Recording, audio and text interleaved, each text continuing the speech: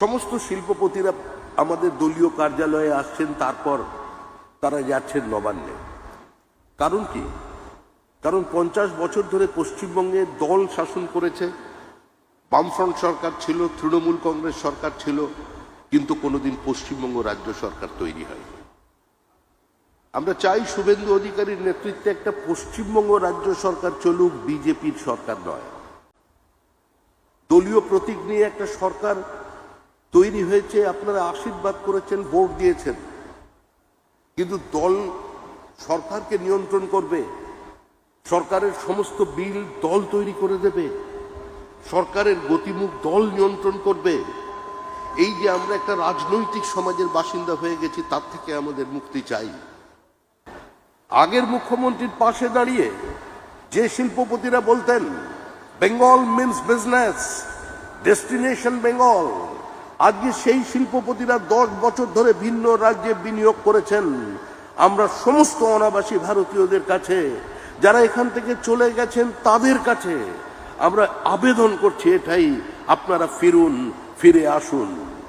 বিড়লা নিজের অ্যাপ্রন স্টিংকে কলকাতার সঙ্গে কেটে ফেলতে পারেনি। সিপিআইএম এর সময় আদিত্য বিড়লার উপরে যে আচরণ করা হয়েছিল, তা তাকে কলকাতা ছাড়তে বাধ্য করেছে। কিন্তু কুমার মঙ্গলম বিড়লার নেতৃত্বে আবার নতুন করে পশ্চিমবঙ্গে নতুন বিনিয়োগ নিয়ে বিড়লা পর্যন্ত পৌঁছে যাবে। এখানে ডিপ সি পোর্ট যাতে তৈরি করা যায়, প্রাইভেট পোর্ট, তার জন্য আমরা চেষ্টা করছি।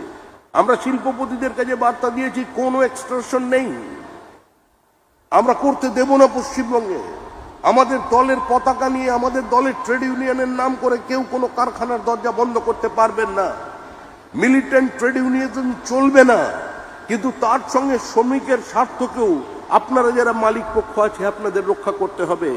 শ্রমিক মালিক সংঘর্ষ নয়, শ্রমিক মালিক সমন্বয়ের মধ্যে দিয়ে আজকে এগিয়ে যাবার কথা বলতেই পশ্চিমবঙ্গের মানুষ এগিয়ে এসেছেন, এবং তারা আমাদের থেকে এই বার্তা চাইছেন। আমাদের রাজ্য সরকার শুভেন্দু অধিকারীর নেতৃত্বে এর মধ্যেই জনহিতকর প্রকল্পগুলো গ্রহণ করেছেন। এই সরকার তৈরি হয়েছে, আমি আবার বলছি, এই সরকার কোনো দলের সরকার নয়। দলমত নির্বিশেষে কোনো পলিটিক্যাল হস্টিলিটি, পলিটিক্যাল ভেন্ডেটাকে দূরে সরিয়ে রেখে এই সরকার পশ্চিমবঙ্গের শিল্পায়নের লক্ষ্যে কাজ করবে, কাজ করে চলেছে। এবং আগামী 1 বছরের মধ্যে 2 মাস অতিক্রান্ত, খালি আর 10 মাস পরে পশ্চিমবঙ্গের মানুষ বুঝতে পারবেন পশ্চিমবঙ্গের শিল্পের সমস্ত ছবি বদল করে দেবে এই সরকার।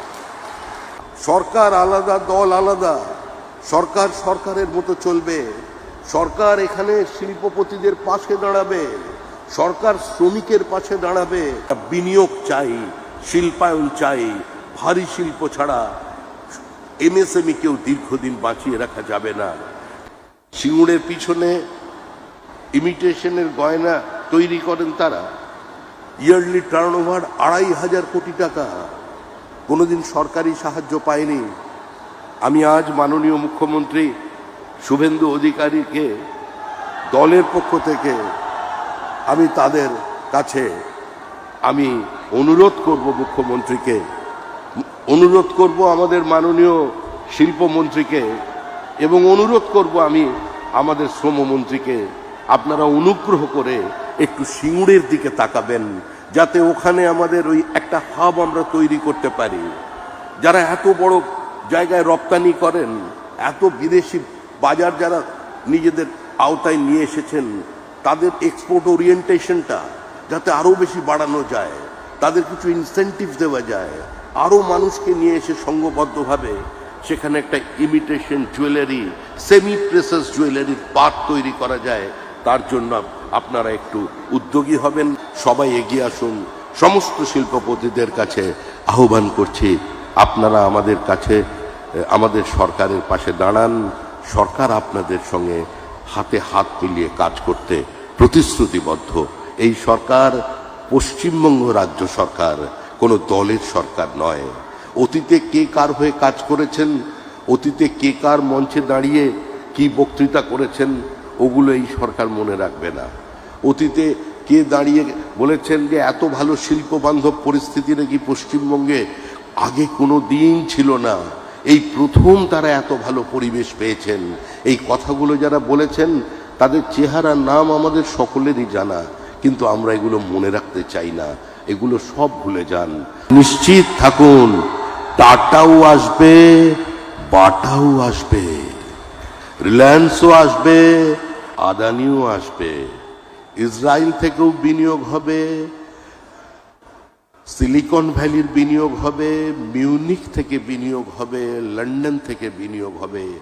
সারা পৃথিবীর শিল্পপতিরা, সারা পৃথিবীর অনাবাসী ভারতীয়রা তারা পশ্চিমবঙ্গে বিনিয়োগ করতে আসবেন। অপমানিত হয়ে বাংলা থেকে যে সমস্ত শিল্পপতিরা চলে গেছে,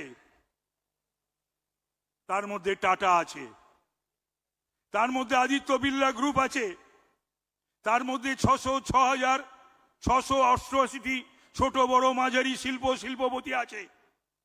পশ্চিম বাংলার জন্য যদি প্রয়োজন পড়ে তাদের কাছে গিয়ে বাংলার স্বার্থে, বাংলাকে শিল্প সমৃদ্ধ করতে এবং বাংলার